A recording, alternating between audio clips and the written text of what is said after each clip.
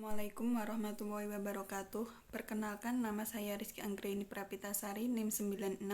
Di sini saya akan menjelaskan materi mengenai tanggung jawab dan moral. Yang pertama, terdapat beberapa pandangan mengenai tanggung jawab moral bisnis.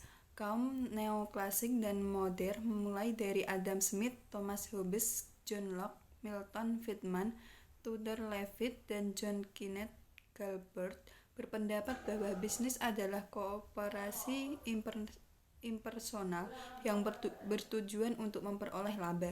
Sebagai institusi impersonal atau pribadi, bisnis tidak mempunyai nurani sehingga tidak bertanggung jawab secara moral. Dengan kata lain, bisnis adalah institusi yang tidak berkaitan dengan moralitas yang bertujuan untuk meningkatkan pemenuhan kepentingan pihak-pihak yang terlibat, dan melalui kekuatan pasar, kesejahteraan masyarakat pun akan meningkat. Tanggung jawab perusahaan adalah tindakan atau kebijakan perusahaan dalam berinteraksi yang didasarkan pada etika.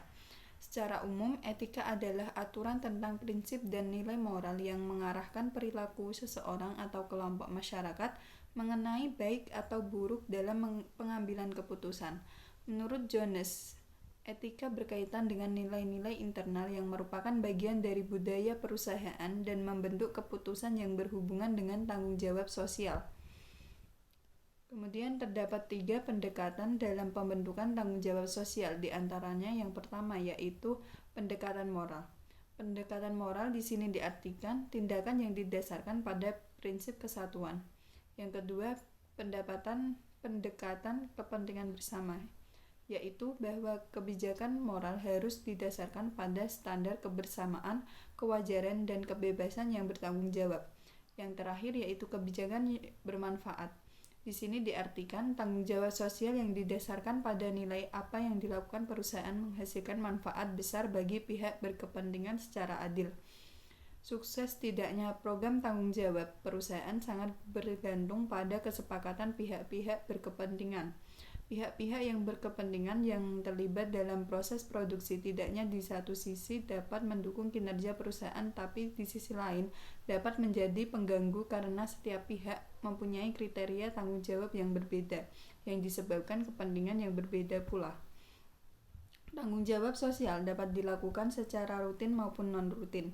Kegiatan rutin berbentuk partisipasi masyarakat secara khusus, terprogram dan dilaksanakan terus-menerus. Sedangkan kegiatan non-rutin dilaksanakan pada kondisi tertentu yang memungkinkan perusahaan mempunyai kemampuan dan kapasitas untuk berpartisipasi. Kemudian terdapat 3 syarat dalam tanggung jawab moral, yaitu yang pertama, tanggung jawab mengendalikan bahwa suatu tindakan dilakukan dengan sadar dan tahu. Yang kedua yaitu tanggung jawab hanya mungkin relevan dan dituntut dari seseorang atas tindakannya itu dilakukan secara bebas.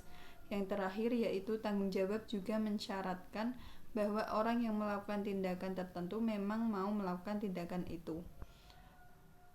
Sekian pemaparan materi dari saya. Selanjutnya saya serahkan ke moderator. Terima kasih. Wassalamualaikum warahmatullahi wabarakatuh.